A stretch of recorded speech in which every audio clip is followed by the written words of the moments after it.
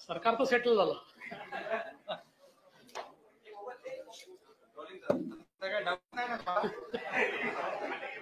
काही लोक हरल्याबद्दल फटाके फोडायला लागले.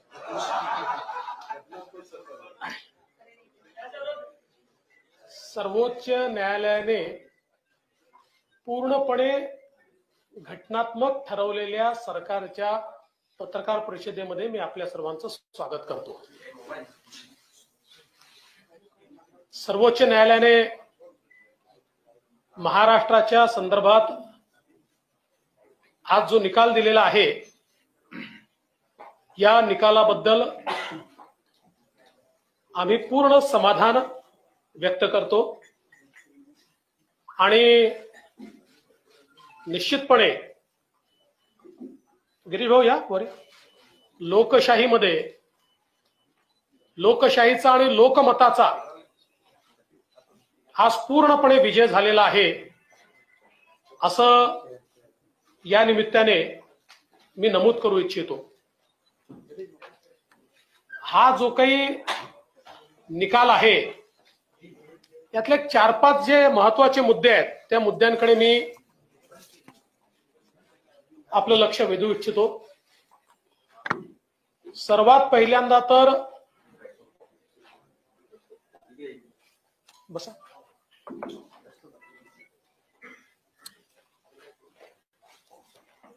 सर्वात पहिल्यांदा तर महाविकास आघाडीच्या मनसुब्यावर पूर्णपणे पाणी फेरत सर्वोच्च न्यायालयाने स्पष्टपणे सांगितलेलं आहे की स्टेटस को एंटे करता येणार नाही, उद्धव ठाकरेंना पुन्हा मुख्यमंत्री बनवता येणार नाही.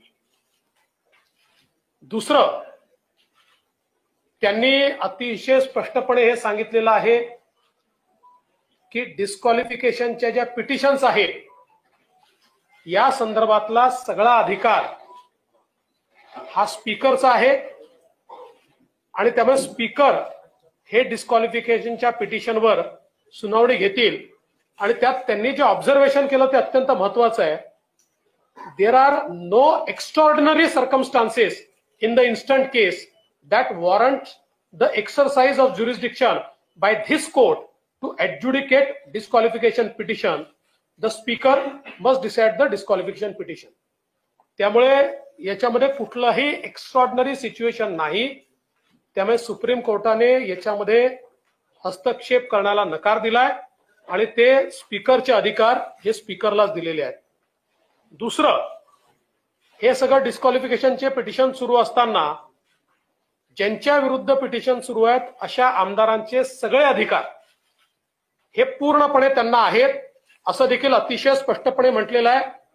किंवा त्यांना right to participate in house regardless of pendency of any petition of their disqualification. आणि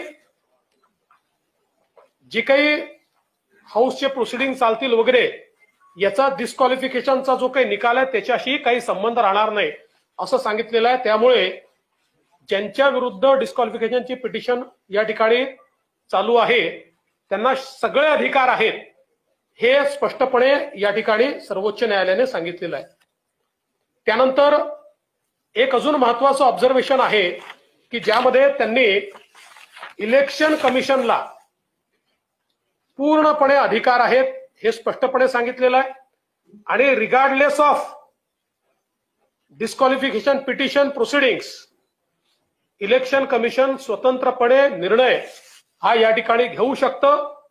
त्यामुळे जे इलेक्शन कमिशनच्या निर्णयावर किंवा त्यांनी केलेल्या प्रोसिडिंग्सवर जे प्रश्नचिन्ह निर्माण करण्याचा प्रयत्न उद्धव ठाकरे यांच्या गटाने केला होता तो पूर्णपणे चुकीचा आहे हे यातनं स्पष्ट झालंय. आणि हे अतिशय स्पष्टपणे त्यांनी असं म्हटलंय की the speaker and the ECI are empowered to concurrently adjudicate on the petitions before them under 10th schedule and under paragraph 15 of the symbols order respectively. आणि while adjudicating petitions under paragraph 15 of the symbols order, the ECI may apply a test that is best suited to the facts and circumstances of case before it. म्हणजे सगळे अधिकार हे election कमिशनचे आहेत आणि त्याच्यामध्ये कुठलीही बाधा नाही, हेही या ठिकाणी अतिशय स्पष्टपणे सांगितलेलं आहे. त्यानंतर एक अजून महत्त्वाची गोष्ट की याच्यामध्ये for the purpose of 10th schedule political party कुठली आहे हे डिसाइड करायचे अधिकार देखील स्पीकरला देण्यात आलेले आहेत. याच्यामधला जी पॅराग्राफ जर आपण वाचला, the speaker would prima facie determine who the political party is for the purpose of adjudicating disqualification petitions under paragraph 2(1) of the 10th schedule where 2 or more factions claim to be the political party. त्यामुळे याही बाबतीत अतिशय स्पष्टपणे अधिकार हे स्पीकरला देण्यात आलेले आहेत.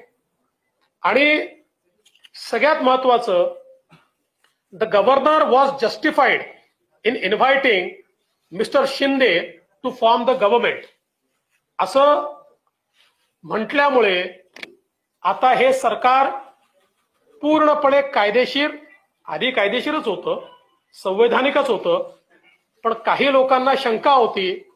मला असं वाटतं की सर्वोच्च न्यायालयाने त्यांच्या शंकेचं समाधान केलं असावं. अर्थात ते सर्वोच्च न्यायालयाला मानत असतील तर, आम्ही तर मानतो, ते मानत असतील तर त्यांच्या शंकेचं निश्चितपणे समाधान झालं असेल. आज उद्धव ठाकरेजींची पत्रकार परिषद मी बघितली. नॉर्मली मी बघत नाही, पण जाता जाता थोडी शेवटचं मला पाहायला मिळालं आणि त्याच्यामुळे ते असं म्हणाले की मी नैतिकतेच्या आधारावर राजीनामा दिला. माझा त्यांना सवाल आहे, भारतीय जनता पक्षासोबत निवडून आलात आणि काँग्रेस राष्ट्रवादी सोबत गेला, तेव्हा ही नैतिकता कुठल्या डब्यामध्ये बंद केली होती याचं पहिले उत्तर द्या. तेव्हा ही नैतिकता कुठे होती? खरं म्हणजे नैतिकतेचा विषय तुम्ही सांगू नये, कारण तुम्ही खुर्ची करता विचार सोडला आणि एकनाथ शिंदेंनी विचाराकरता खुर्ची सोडली. ते सत्तेमध्ये होते आणि ते विरोधी पक्षासोबत आमच्यासोबत आले.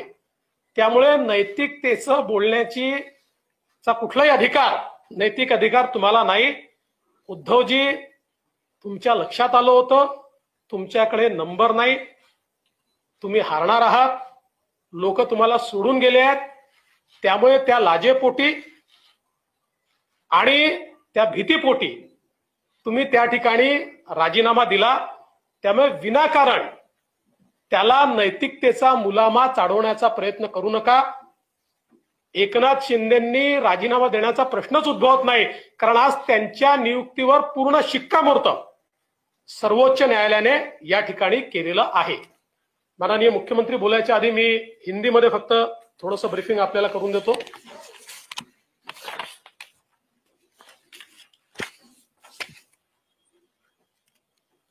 माननीय सुप्रीम कोर्ट ने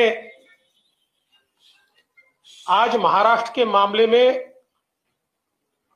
जो डिसीजन दिया है उस पर हम पूर्ण तरीके से संतोष व्यक्त करते हैं और अब किसी को भी ये शंका नहीं होनी चाहिए कि महाराष्ट्र की सरकार पूर्णतः संवैधानिक है, पूर्णतः लीगल है और ये पूरे संवैधानिक ताकत के साथ यहां पर कार्य कर रही है. जो ऑनरेबल सुप्रीम कोर्ट ने आदेश दिए हैं उसमें से चंद मुद्दे ये मैं ऐसा मानता हूं कि बहुत महत्वपूर्ण है. पहला मुद्दा, सुप्रीम कोर्ट ने यह कहा कि स्टेटस को एंटे नहीं किया जा सकता. उद्धव ठाकरे इन्हें वापस मुख्यमंत्री नहीं बनाया जा सकता. जो उन्होंने मांग की थी उनके पिटीशन में, ये बहुत स्पष्ट रूप से उच्चतम न्यायालय ने कहा है. दूसरा, उच्चतम न्यायालय ने कहा है कि डिस्क्वालिफिकेशन पिटीशन का फैसला ये स्पीकर करेंगे, ये फैसला सुप्रीम कोर्ट नहीं करेगा। और उस पर बहुत स्पष्टता से सुप्रीम कोर्ट ने कहा है, there are no extraordinary circumstances in the instant case that warrant the exercise of jurisdiction by this court to adjudicate disqualification petition. There are no extraordinary circumstances, ऐसा कहा है। The speaker must decide disqualification petition. ये सीधे सीधे speaker को अधिकार दिया गया है।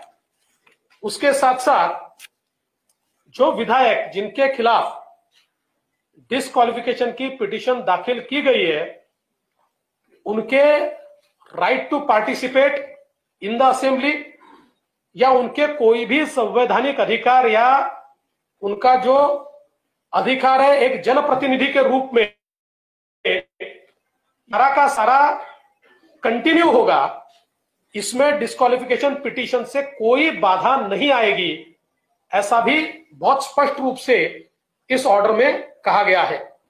इसके साथ साथ एक और बहुत महत्वपूर्ण चीज है जो इस ऑर्डर में कही गई है कि इलेक्शन कमीशन का जो अधिकार है, उस अधिकार को बहुत स्पष्ट रूप से कहा गया है कि वो अधिकार distinct end different from the proceedings of disqualification in front of speaker. इसका मतलब यह है कि स्पीकर के सामने जो भी डिस्क्वालिफिकेशन पिटीशन के प्रोसीडिंग्स चल रहे हैं, उसका, क्योंकि शिवसेना ने मांग की थी कि चूंकि ये प्रोसीडिंग चल रहे हैं तो आप इलेक्शन कमीशन को रोकिए और उनको निर्णय मत लेने दीजिए, लेकिन आज सुप्रीम कोर्ट ने स्पष्ट कर दिया कि इलेक्शन कमीशन को ये पूर्ण अधिकार है। तो एक प्रकार से इलेक्शन कमीशन ने जो निर्णय श्री शिंदे जी के नेतृत्व में शिवसेना और सिंबल का किया है, उसमें कोई बाधा नहीं है और वो पूरा अधिकार इलेक्शन कमीशन का है, ये स्पष्ट रूप से इसमें कहा है। इसके साथ साथ उन्होंने आगे ये भी कहा है, मैं इसको पढ़कर दिखाता हूं कि the speaker and the ECI are empowered to concurrently adjudicate on the petitions before them under 10th schedule and under paragraph 15 of the symbols order respectively. While adjudicating petitions under paragraph 15 of the symbols order, the ECI may apply a test that is best suited to the fact and circumstances of the case before it. इसका मतलब ये दोनों को बिल्कुल अलग कर दिया है। Facts end circumstances पे वो निर्णय ले सकते हैं, उन्होंने निर्णय ले लिया है। अंतिम निर्णय जो भी वो लेंगे वो आपके सामने है। इसलिए मुझे ऐसा लगता है कि इस बारे में भी किसी के मन में अब कोई शंका नहीं होनी चाहिए। इसके साथ साथ स्पीकर को भी यह अधिकार दिया गया है कि 10th शेड्यूल के मायने रखते हुए पॉलिटिकल पार्टी कौन सी है, इसका प्राइमा फेसी डिसीजन स्पीकर करेंगे। और बहुत स्पष्ट रूप से कहा है, the speaker would prima facie determine who the political party is for the purpose of adjudicating disqualification petitions under paragraph 2(1) of the 10th schedule where 2 or more factions claim to be that political party। तो speaker साहब को भी अब यह अधिकार है कि दो गुटों में से पॉलिटिकल पार्टी ये कौन सी है, ये स्पीकर साहब प्राइमा फेसी पहले वो डिसाइड करेंगे, उसके बाद फिर ये डिस्क्वालिफिकेशन पिटीशंस के ऊपर आगे में डिसीजन होगा। इसके साथ साथ एक और चीज बहुत स्पष्ट रूप से सुप्रीम कोर्ट ने कही है, the governor was justified in inviting mister Shinde to form the government. इसका मतलब यह है कि सुप्रीम कोर्ट बहुत स्पष्टता से कहता है कि गवर्नर साहब ने शिंदे जी को मुख्यमंत्री पद की शपथ लेने का जो न्योता दिया वो सही है। इसका ही मतलब यह होता है कि शिंदे जी के नेतृत्व में जो सरकार तैयार हुई है वो लेजिटिमेट है, वो कॉन्स्टिट्यूशनल है। और इसलिए हम सुप्रीम कोर्ट का आभार व्यक्त करते हैं। जो लोग ये कहते थे कि ये सरकार संवैधानिक नहीं है, उनको इसका जवाब मिल गया होगा, बशर्ते वो अगर सुप्रीम कोर्ट को मानते हो तो। क्योंकि कई बार सुप्रीम कोर्ट पर भी वो प्रश्न चिन्ह लगाते हैं। तो अगर देश के संविधान को और सुप्रीम कोर्ट को अगर वो मानते होंगे तो आज उनको इस बात का जवाब पूर्ण तरीके से मिल गया कि श्री एकनाथ शिंदे जी के नेतृत्व की सरकार ही संवैधानिक है, पूरे तरीके से लेजिटिमेट और लीगल सरकार ये है। आज उद्धव ठाकरे जी नीतीश कुमार जी के साथ एक पत्रकार वार्ता साझा कर रहे थे और उस वार्ता में उन्होंने ये कहा कि मैंने नैतिकता के आधार पर इस्तीफा दिया था।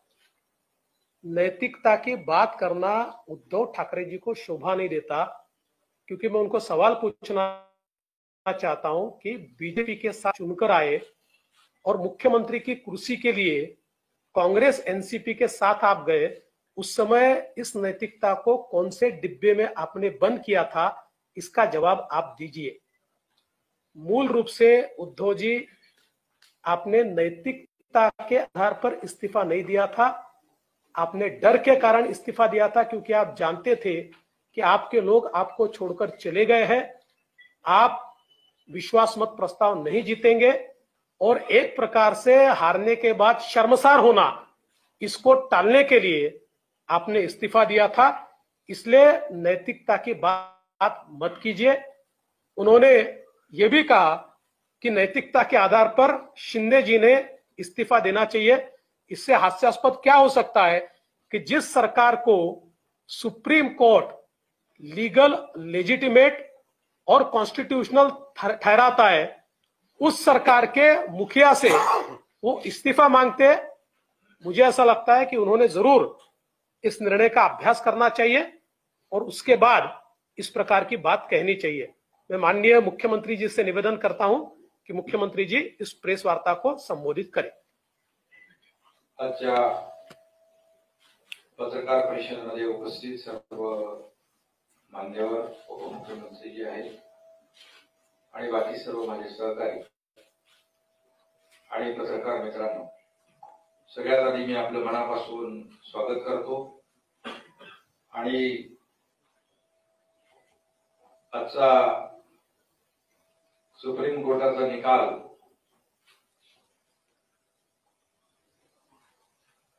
आपल्या लोकशाहीमध्ये अपेक्षित असलेला निकाल लागल्याबद्दल मी आमच्या सगळ्यांना शुभेच्छा मलाही दिल्या, पण तुम्हालाही देतो शुभेच्छा सगळ्यांना।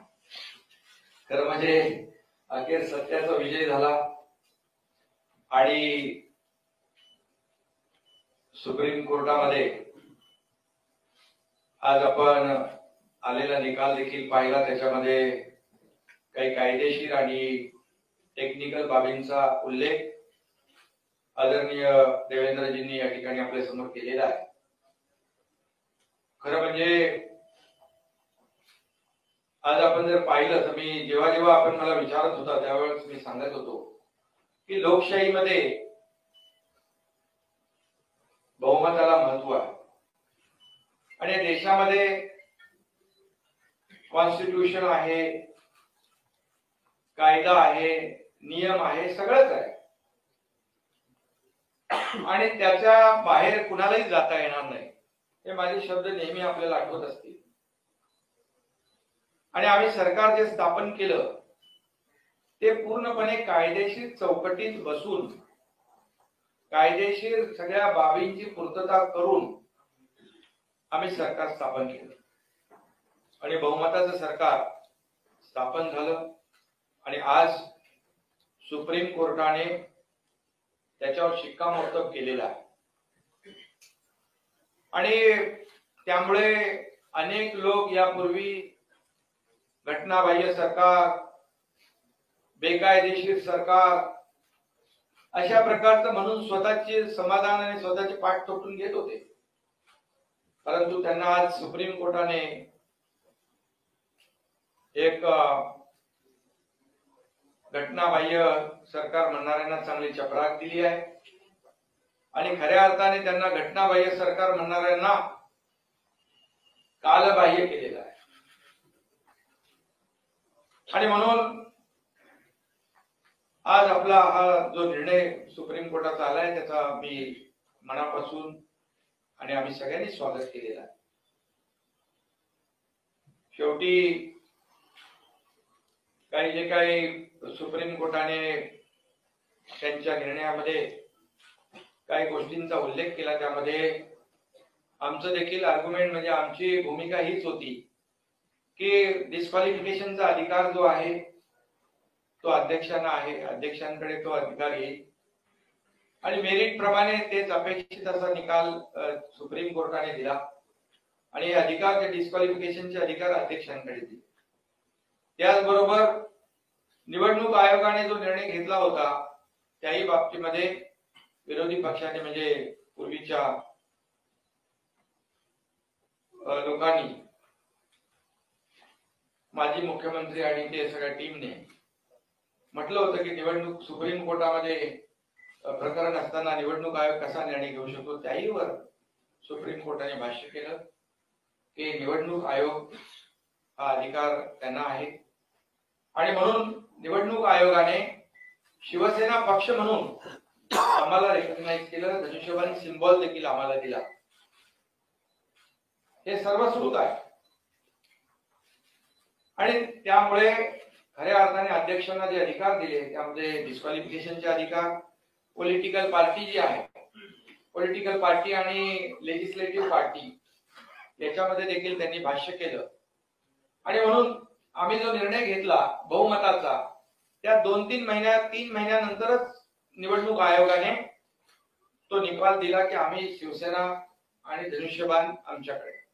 2-3 महिन्यापूर्वी जो आम्ही निर्णय घेतला तो बहुमताचा निर्णय होता आणि त्यावेळेस देखील लेजिस्लेटिव्ह पार्टी बरोबर पॉलिटिकल पार्टी देखील आम्हीच होतो असे या ठिकाणी मी सांगू शकतो आणि त्याचा अधिकार जो आहे अध्यक्षांकडे दिलाय.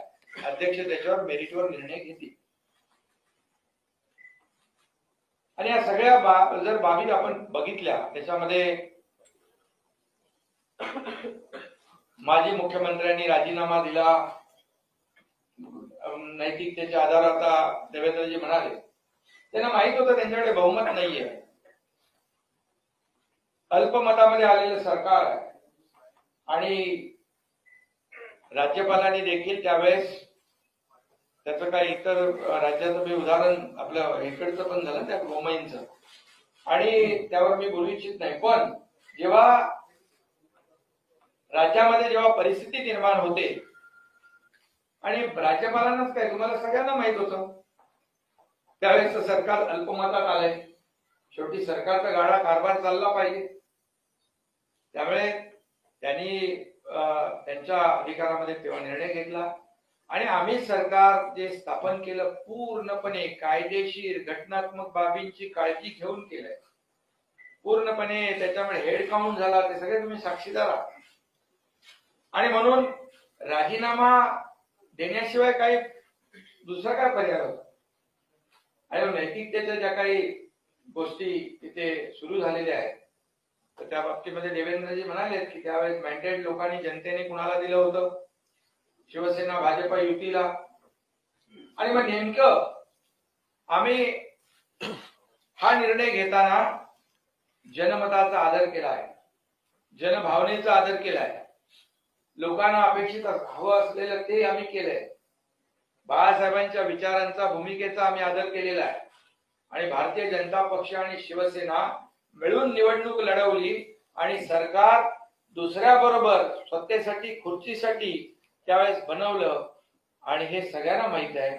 आणि जसं देवेंद्रजी म्हणाले आम्ही तर तेव्हा सत्तेत होतो, तेव्हा पुढे काय होईल आम्हाला माहित नव्हतं. खरं म्हणजे नैतिकता कोणी जपली हे मला सांगण्याची आवश्यकता नाही आणि म्हणून खऱ्या अर्थाने बाळासाहेबांच्या विचारांची शिवसेना वाचवण्याचं काम, त्याचं काँग्रेस राष्ट्रवादीकरण करण्यात थांबवण्याचं काम आम्ही केलं, धनुष्यबाण वाचवण्याचं काम आम्ही केलं. तुम्ही तर तो गाण ठेवला होता आणि म्हणून यामध्ये आता मी देखील मगाशी पत्रकार परिषद थोडीशी बघितली, त्यामध्ये आम्ही पक्ष आहोत, आमचाच व्हीप लागणार, पण व्हीप लागायला तुमच्याकडे माणसं किती आहे हा एक प्रश्न आहे. त्यामुळे शेवटी बहुमताचा आदर सुप्रीम कोर्टाने केलाय आणि त्याचबरोबर अध्यक्ष जे आहेत आपले विधानसभेचे ते देखील या सर्व प्रकरणामध्ये मेरिटवर निर्णय घेतील आणि हा निर्णय जो आहे या सरकारला घटनाबाह्य बेकायदेशीर म्हणणाऱ्यांना आजच्या सर्वोच्च न्यायालयाने खरं म्हणजे त्यांच्या बाजूने निकाल दिल्यानंतर ते सगळी ती संस्था त्या सगळ्या गोष्टी चांगल्या असतात, पण निर्णय मेरिटवर दिल्यानंतर मात्र जे काही भाष्य केलं जातं हे देखील आपल्या सगळ्यांना माहित आहे. आणि मग कुणाची दिशाभूल करण्याचा प्रयत्न देखील यापुढे देखील करतील. परंतु आज सुप्रीम कोर्टाने जे काही पूर्ण बहुमताचं सरकार आणि हे सरकार कायदेशीर घटनात्मक आहे त्याच्यावर शिक्कामोर्तब केलेलं आहे. हे जनतेचं सरकार आहे, जनतेच्या मनातलं सरकार आहे. त्यामुळे मी पुन्हा एकदा आज सर्वोच्च न्यायालयाच्या निर्णयाचं मनापासून या ठिकाणी स्वागत करतो. आज आखिर में सत्यमेव जयते कहते, सत्य का विजय हुआ है और सर्वोच्च न्यायालय में जो महाराष्ट्र सरकार की जो केस थी उसमें ये सरकार जो है हमने गठित किया हुआ शिवसेना भाजपा का वो कानूनी तौर से घटनात्मक दृष्टि से योग्य है, इसमें शिक्कामोर्तब हुआ है. अब घटना बाह्य बोलने वालों को ये सुप्रीम कोर्ट के निर्णय ने काल बाह्य कर दिया है. उनको अभी अगर निर्णय को मानते होंगे तो हम लोग तो निर्णय को मानने वाले लोग हैं और हमने हमेशा कहा है कि जो भी निर्णय होगा मेरिट पे होगा. लोकशाही में बहुमत को महत्व होता है, मेजोरिटी को बहुत ही इम्पोर्टेंस देने का काम सभी जगह होता है. और हम लोगों ने जो सरकार स्थापित किया है वो पूरी तरह से कानून और घटना इसका आदर करते हुए हम लोगों ने किया है. और जो जिनके पास बहुमत नहीं था उन्होंने रिजाइन किया है. और नैतिकता की बात अब करने से पहले अगर करते, जब चुनाव हुआ था, जब शिवसेना भाजपा की सरकार का जब गठित होने मतलब जो सार्वत्रिक चुनाव हुआ तब लोगों का मैंडेट ध्यान में रखते हुए अगर नैतिकता की बात करते तो शिवसेना बीजेपी का सरकार स्थापित हो जाता था. लेकिन सिर्फ और सिर्फ सत्ता पाने के लिए, कुर्सी पाने के लिए जब निर्णय लिया, ये जनता ने देखा है, महाराष्ट्र ने देखा है और उसी को सुधारने का काम हम लोगों ने किया है. जो मैंडेट था, जो वर्षों से शिवसेना भाजपा की अलायंस गठबंधन था, उसी के साथ सरकार बना दिया हम लोगों ने. और निवडणूक चुनाव आयोग ने भी उसके ऊपर शिक्कामोर्तब कर दिया. जब हम लोगों ने निर्णय लिया उसके बाद 3-4 महीने में ही चुनाव आयोग ने हमारे को पार्टी का दर्जा दे दिया, शिवसेना, और सिंबल धनुष्यबाण दे दिया. और ये पूरी तरह मेरिट में हुआ. आरोप किसने लगाया उनके ऊपर मैं आज नहीं टिप्पणी करना चाहता हूँ. लेकिन इसके बाद आज का जो निर्णय है, और जब रिजाइन की बात होती है, रिजाइन जब आपके पास बहुमत ही नहीं था,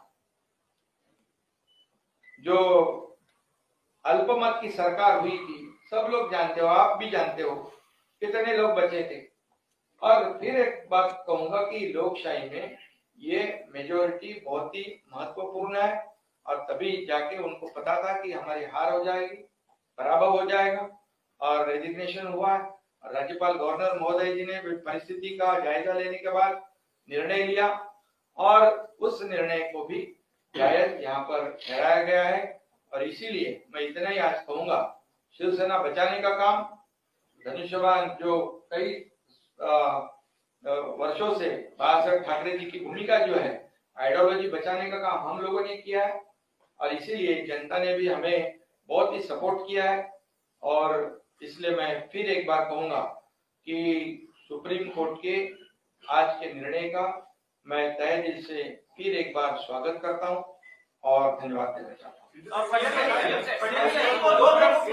एक एक करो शांति के साथ.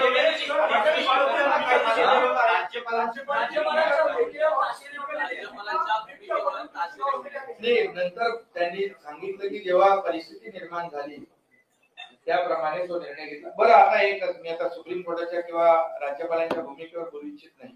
परिस्थितीनुसार राज्यपालांनी निर्णय घेतला त्यावेळेस जर समजा फ्लोर टेस्ट झाली असती आणि पराभव झाला असता मग राज्यपालांचा निर्णय योग्य होता असं म्हटलं असतं.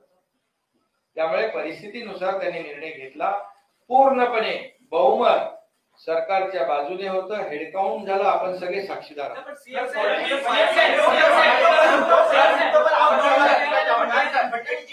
एक तो मुद्दा जो विप का चयन किया गया स्पीकर की तरफ से उस पर सवाल उठाए गए और दूसरा मुद्दा जो सरकार बनाने के लिए गवर्नर ने जो इनवाइट भेजा था, आपने दूसरा पैराग्राफ पढ़ा लेकिन उसके ऊपर का पैराग्राफ कहता है कि governor was not justified in calling upon mister Thackeray to prove his majority on the floor of the house. तो इस मुद्दे पर क्या कहेंगे? देखिए, सवाल यह है कि सुप्रीम कोर्ट ने एक टिप्पणी की है, लेकिन इस टिप्पणी के बाद उसको उल्टा तो नहीं किया है. सुप्रीम कोर्ट ने उसको स्ट्राइक डाउन तो नहीं किया है. मूलतः ये होता है कि गवर्नर के सामने कुछ ऑप्शंस होते हैं. उदाहरण के तौर पर जो एक लैंडमार्क जजमेंट है मुंबई का, उस मुंबई के जजमेंट में सुप्रीम कोर्ट ने यह कहा कि जब भी ऐसी परिस्थिति आती है कि गवर्नर का एक सब्जेक्टिव सेटिस्फेक्शन होता है कि किसी सरकार के पास मेजॉरिटी नहीं है, तो गवर्नर ने एमएलएस की परेड नहीं करना है, उन्होंने फ्लोर टेस्ट के लिए बोलना है. तो हो सकता है कि उसके आधार पर उस समय गवर्नर ने यह निर्णय लिया हो. अब ये निर्णय सही है कि गलत है, ये सर्वोच्च न्यायालय देख सकता है, उसके ऊपर टिप्पणी कर सकता है. कौन सी कंडीशन में गवर्नर ने उसका निर्णय लिया, ये गवर्नर साहब बता सकते हैं. लेकिन मूल रूप से इस बात को आप समझिए कि ये टिप्पणी करने के बावजूद उस निर्णय को या हुई जो प्रोसेस है स्टेटस को एंटे ये नहीं किया जा सकता. ये स्पष्ट रूप से जब सुप्रीम कोर्ट कहता है तो मैं ऐसा मानता हूं कि आगे आने वाले दिनों में किस प्रकार से निर्णय लेते समय गवर्नर साहब ने क्या क्या करना चाहिए, मैं ऐसा मानूंगा कि उसके लिए एक प्रकार से उन्होंने एक राह दिखाई है. और जहां तक व्हिप का सवाल है, उसमें उन्होंने ये कहा है कि पॉलिटिकल पार्टी ये व्हिप को अपॉइंट करती है.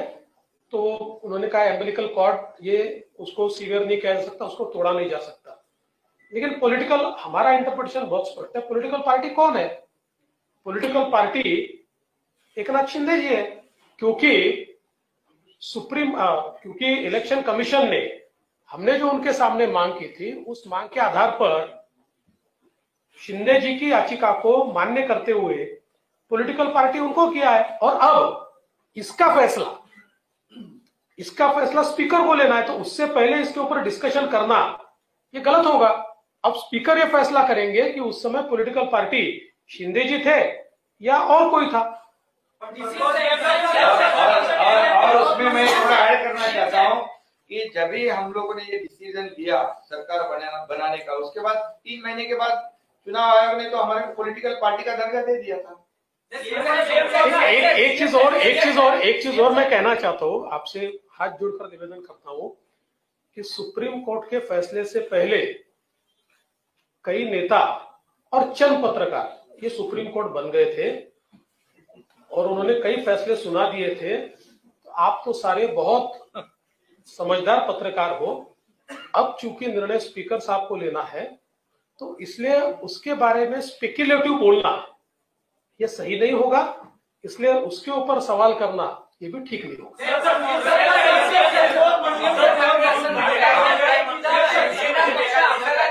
आपल्याकडे नाव आहे, उद्धव ठाकरे आजही म्हणतात की हे पक्षाचं नाव आहे, ते माझंच आहे, हे मी कोणाला देऊ देणार नाही, हे कोण घेऊ शकणार नाही. ते आता सुप्रीम कोर्टाच्या वर आहे, निवडणूक आयोगाच्या वर आहे. आता क्लिअर आहे की निवडणूक आयोगाने आणि हे संभ्रम पसरवण्याचं मी ऐकलं ते. आता ते कोणाला व्हीप देऊ शकतात? शिवसेना म्हणून देऊ शकतात का ते? शिवसेना आम्ही आहोत, धनुष्यबाण आम्ही आहोत. सहानुभूती आता लोकांना, अरे बाबा, लोकांची सहानुभूती केव्हा मिळाली असते? तुम्ही भाजप बरोबर सरकार बनवलं असतं तर. तुम्ही कोणाबरोबर सरकार बनवलं? ज्यांच्याबरोबर निवडून आलात, निवडणुका लढवल्यात, बाळासाहेब मोदी साहेबांचा फोटो लावून, आणि बस कोणाबरोबर गेलात? आम्ही तर ते दुरुस्त केलं. लोकांची सहानुभूती उलटी आहे. तुझ्याकडे आहे म्हणून तर लोक आम्हाला प्रतिसाद देत आहेत. यांच्या नियुक्तीवरतीही सुप्रीम कोर्टानं ताशेरे ओढले. आज पुन्हा एकदा नव्यानं भरत गोगावले यांचं प्रपोज म्हणून नियुक्ती करण्याची प्रक्रिया आपण नाही, हे बघा ऑब्झर्वेशन आणि निर्णय आता त्याच्यामध्ये तोही अधिकार अध्यक्षांकडे दिलेला आहे. त्यामुळे आम्ही तेव्हा कोण पार्टी होती आणि कोण लेजिस्लेटिव्ह पार्टी आणि पॉलिटिकल पार्टी हे निर्णय घेण्याचा अधिकार कोणाला दिलाय? अध्यक्षांना. बरं, मी मगाशी म्हटलं आताही म्हणतोय, आम्ही निर्णय घेतल्यानंतर 3-4 महिन्यात निवडणूक आयोगाने निर्णय दिला होता की कोण पार्टी आहे, सिंबॉल कुणाकडे. आज जे शिवसेना म्हणून आम्ही व्हीप देऊ शकतो हे तर लोकांमध्ये संभ्रम. आता लोक सुज्ञ आहेत, सगळं माहिती आहे त्यांना. आता सरकार पडणार, गडगडणार, किती वेळा तुम्हीच दाखवलं ना.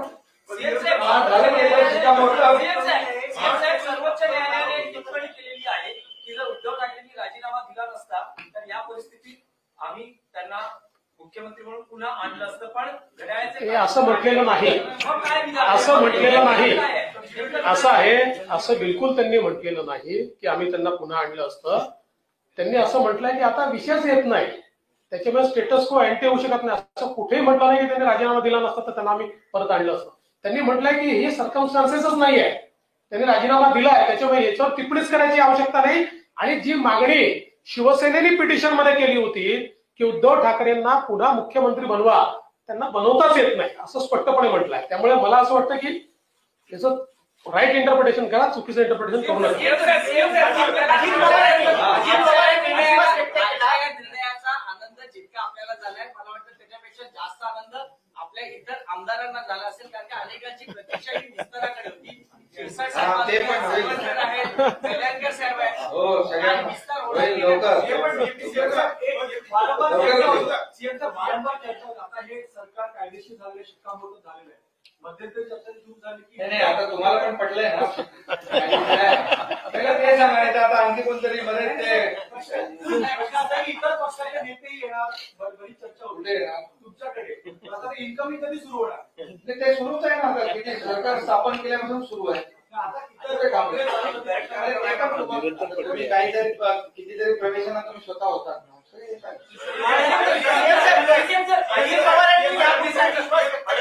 सरकारला कुठलाही धोका नाही, त्यांना जास्त विश्वास होता कोणाहीपेक्षा की तुमच्या सरकारला अजिबात धोका नाही, मेजॉरिटी तुमच्याकडे आहे. अजित पवारांबद्दल काय? अजित पवारच नाही, ज्या ज्या माणसाला कायदा कळतो अशा प्रत्येकाला हे माहिती होतं की सर्वोच्च न्यायालय अशी कुठली एक्स्ट्रॉर्डिनरी कंडिशन नाहीये की ज्या कुठलाही डिस्क्वालिफिकेशनचा वगैरे निर्णय स्वतः घेईल. त्यामुळे कुठल्याही सेन्सिबल वकिलाला किंवा कायदा करणाऱ्या व्यक्तीला हे माहिती होतं की सर्वोच्च न्यायालय हे लोकशाहीने अधिकार स्पीकरला दिले आहेत, हे स्पीकरला सांगेल आणि म्हणून कदाचित त्यांनी त्या संदर्भात ते भाष्य केलं असं.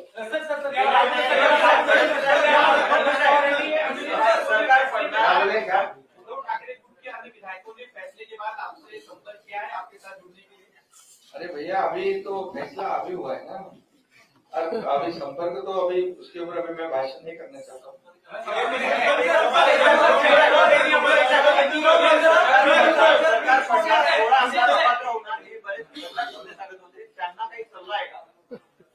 मी तो मगाशीच दिला ना सल्ला.